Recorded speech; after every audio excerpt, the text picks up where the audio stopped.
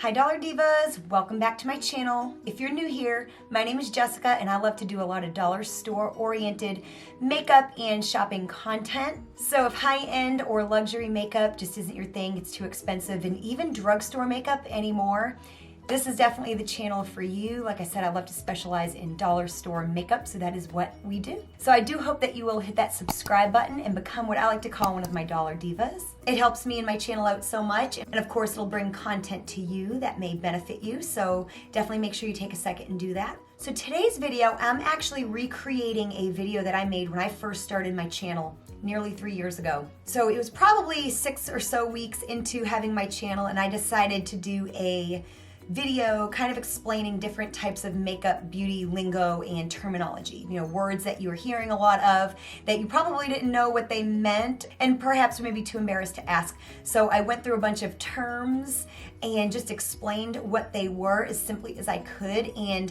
recently, kind of in the last few months, that video has kind of been getting pushed. It's actually my most viewed video, which is crazy to me. So, of course, I was filming on my phone at the time. I didn't have a lighting system. I was new. It was within my first 10 videos or so. So I thought it'd be a great idea to recreate that video. And I actually will have a follow-up to this video. Today, I will literally be going through and re-explaining all the same things that I explained. And then I have a follow-up that will be coming out where I found a few more terms, and I will be explaining those as well, because you know, in the beauty community, things are ever changing, trends, all that kind of thing. So yeah, I'm just recreating my most popular video and just explaining some popular beauty terms in a way that's easy to understand. So if you're too embarrassed to ask anybody, this is a safe place. So anyways, without any further chit chat, let's just go ahead and get into today's video. So the first term is the term HG. You've probably heard people say, oh, this is my HG product, or you've seen it in reviews if you read reviews about products. Oh, this is my HG foundation, my HG face cream. And what that stands for is Holy Grail. And what that means is it is my favorite. It's my end all be all, top favorite of all time foundation, perfume, whatever it is. So when you see the term HG, and by that it's your Holy Grail product, definitely comment down below and let me know what some of your HG products are. So then we get the term tight lining. And what that is when you take like an eyeliner, specifically like a pencil eyeliner, and you go really, instead of just lining your eyes, you go really, really, really as close as you can to your lash line, and you make that line as thin as possible. And the idea is that it makes your lashes look longer because it darkens up the lash line. So it makes your lashes just look fuller. It just kind of creates that effect around your eyes. So that is tight lining. When you hear the term tight line, it's just going really, really close against your lash line with eyeliner. So I'm going to use a couple more lash terms or eyelining terms. The next one is the waterline. When you hear people refer to the waterline, I refer to it a lot here on my channel. It is the space in your eye, either above or below, where it's the closest to your eye. So it's kind of wet. That's why they kind of call it the waterline. It's kind of notoriously the hardest place to line. You really kind of need a really good eyeliner pencil to achieve it. And you can use black in your waterline. And then another popular thing to do is use like white or cream in the bottom waterline, and that helps make the whites of your eyes look. So that's what it means when someone refers to their waterline. Then the next term about eyes is root stamping. So root stamping, and this is, I think, one of those terms that we've been doing it for years. People have been doing it forever, but now it just kind of has a name. So it's basically when you take your mascara wand and you really stamp it against the base of your lashes, and it kind of deposits color. It's kind of like, I guess it kind of tight lines, so to speak. It kind of deposits color a lot at the base of your lashes.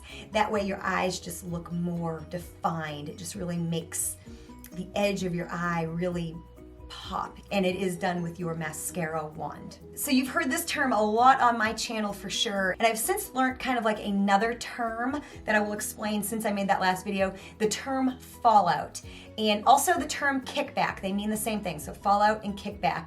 Basically, that is just when you're putting on your eyeshadow, how much falls onto your face. So when you hear someone refer to fallout, kickback, that's what it means. I find Anastasia Beverly Hills matte shadows to have a lot of fallout, a lot of kickback, I love them dearly, but they do. It's not really, it doesn't really mean that your eyeshadow is not good. It's just something that happens. I'm very heavy-handed on my shadow as well, so it happens a little bit more if you're heavy-handed, but that is what either of those terms refers to. Then we have the idea of the cut crease, and I don't think this is popular as it was when I initially made this video. When I made this video 3 years ago, nearly 3 years ago, the cut crease was all the rage, and I think it's died down a little bit as a trend. But I will have some pictures up here to show an example of what a cut crease is, and it's kind of difficult to do. I did do a video early on my channel. I will have it linked down below. But it is a little bit of a tricky technique, and basically what you do is you kind of wear your shadow, you put your shadow on your lid, and then you take like a concealer, like a full coverage concealer, or even there's products that are like white or like opaque and white that you can put on. I've never used anything like that, but I've always used a full coverage concealer. And you kind of stamp out this area right here.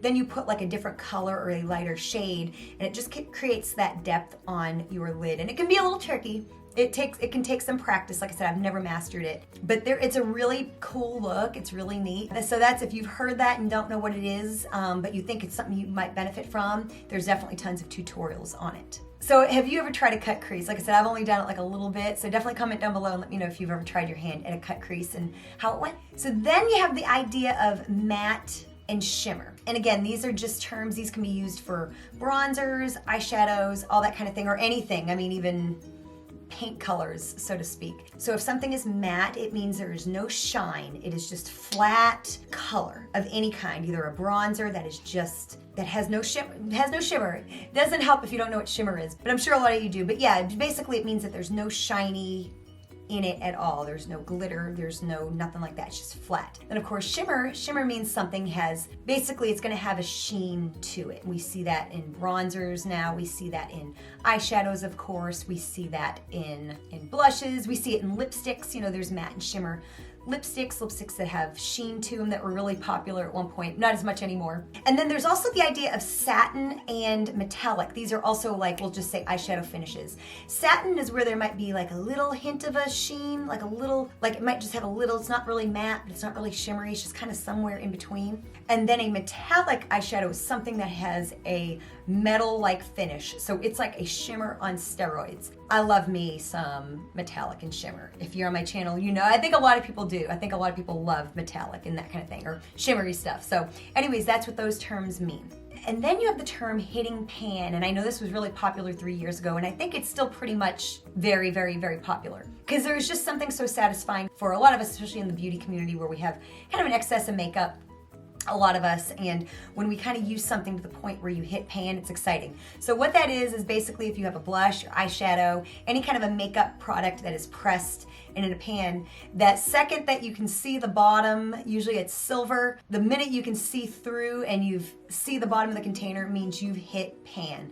And hitting pan is a huge thing. I don't know if it's still as trendy on Instagram as it used to be. I still do see things come up, but so if you've heard that term and had no idea what it is, that is what hitting pan is. Then the idea of contour, blush, and bronzer. And I actually added this one to the list when I did my first video because I had a friend that didn't know the difference, and I didn't realize that maybe people didn't know. So just very simply put, contour is usually taking like a dark and or light shade, we'll say like a brown, like a bronzer shade, and then like a cream shade, and usually it's matte. You have to have matte products for this. And you put your contour where where you want things to look more depressed, and then use the lighter shade to bring out areas you want to bring forward. And there's a lot to contouring. That's one of those topics you can go down a rabbit hole of things, but that's what contouring is. It's not really blush and it's not bronzer. It's basically kind of creating a bone structure that either isn't there or accentuating the bone structure that you have already. And this was really big years ago, I think before it became like mainstream. Well, it probably started in the drag community, as most of the best makeup techniques do. But I do know the impersonator industry has used this technique as well. That way from a distance, if you favor a celebrity and all that kind of stuff, you can kind of do things to make yourself look more like them from a distance or in pictures. This past New Year's, I did a gig. I am not a impersonator of any kind. I have a lot of friends who are, but I haven't really ever really wanted to get into it. I was asked to impersonate Barbra Streisand, so this was my attempt at kind of contouring my face and making my nose look a little bit more like hers and that kind of thing. As you can see, it's a little, I mean, I have a sizable nose, but I kind of accentuated it a little bit to have it be a little bit more like hers. And so yeah, it's been big. Like I said, I'm sure it started in the drag community and it's been really big in the impersonator industry, lookalike industry as well. And so now it became famous kind of thanks to Kim Kardashian years ago. I'm pretty sure that's at least the first time I remember seeing contouring I think it was Scott Barnes, the makeup artist, and Kim Kardashian. And I could be wrong about that, but that's kind of when I remember seeing it, and that was probably about 12 or so years ago. So yeah, that is what contour is. And then of course blush is when you put like a pink or a reddish or a kind of a color on your cheeks, kind of like a natural flush or a blushing color. So that's been around for years. Years ago, people would use lipstick. I remember my grandmother, she would take a little bit of her lipstick and put it on her cheeks, also known as rouge back in the day. And then bronzer is kind of somewhere in between. Bronzer came out, I feel like bronzer is kind of sandwiched in between those things. It's just makeup, or it's a powder product or a loose powder product, or even a cream product that kind of mimics a tan. Just kind of gives you a sun-kissed glow, and often I wear bronzer and blush because I love both together. Some people will just do one or the other. So yeah, that's just kind of what those three terms mean, and you can do all three or you can just do the one that you like. And then baking your face. This is another thing that I believe also started in the drag community, and it's basically often where you'll take a loose banana powder. And a banana powder is basically actually I had to explain it to a friend recently. It's basically powder that is a yellow shade. And the idea is actually it brightens up under your eyes and all that kind of thing. You can of course use it to kind of set your makeup, but baking your face is basically where you take like I like to use like one of these little, this is like a sponge here, and I use it dry, and you dip it into the powder and you put a really heavy coat under your eyes and even on your forehead, on your face, kind of, I would say kind of the T-zone and under your eyes. And you let it sit, and ideally letting it sit for about 15 minutes is what I've heard. I never hardly do it because I don't have the patience, but the idea is your skin is gonna heat up that powder. So 15 minutes when you brush it off, it hides your lines, it really sets under your eyes, it brightens up. But the idea is that you want that powder to kind of melt into the skin a little bit. And the finish is really beautiful. When I do give myself time to bake, it really is a nice effect. But is it something that you have to do every day? Probably not. You know what I mean? But that is what that means. Then when you hear the term in regards to foundation or concealer, coverage, that just means how much coverage you will or can get from that product. So you'll hear things being like sheer, which a lot of times is like a tinted moisturizer. Then you might have like a light coverage. That means there's just gonna be a little bit more coverage, but not a whole lot. Then you have the idea of medium to full coverage, which means it's gonna cover more. Full coverage is really gonna cover some major imperfections and marks and that kind of thing. Then you have like the idea of like buildable coverage. Sometimes you have something that's in the middle and you can build it up. So you can make it kind of lighter, you can make it medium, or you can make it full. So that's the idea of coverage. And like I said, it's in regards to basically foundations and concealers. Then you have primers, and basically what a primer is just that. It's like paint. We use a primer to, sometimes if you have an old color of paint, you need to prime before. That way when you put the paint color on, it has a clean canvas to go on. And so makeup priming is kind of the same, except more so than color. What it will do a little bit more is kind of smooth your skin out. A lot of times they're silicone based, and you put them on your face, and there's some to like kind of fill in wrinkles a little bit. There's some to kind of prevent, your skin from getting oily. There's some that are moisturizing if your skin is dry, because that's a problem too. And then you have some that will like fill in pores and all that kind of thing. And then the idea is that it will keep your makeup looking good longer.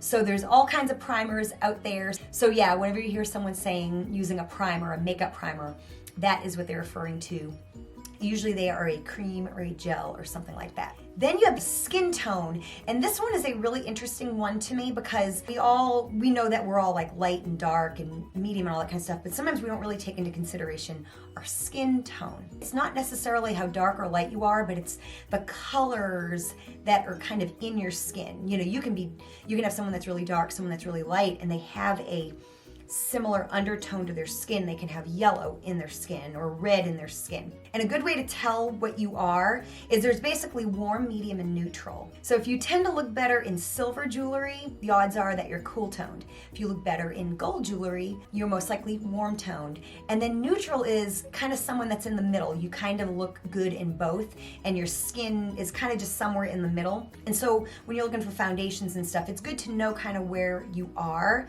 because then you can buy like a foundation if it says warm beige or cool ivory or, you know, cool sand or neutral buff or whatever it is. You can kind of tailor make it to what the undertones of your skin are.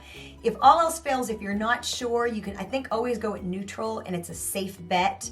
But of course, if you can know the undertones of your skin, that is always a good thing. So if you want to binge watch more videos, I'll have some content up here. Definitely check those out. But before you do, make sure you like this video. Helps me and my channel out so much.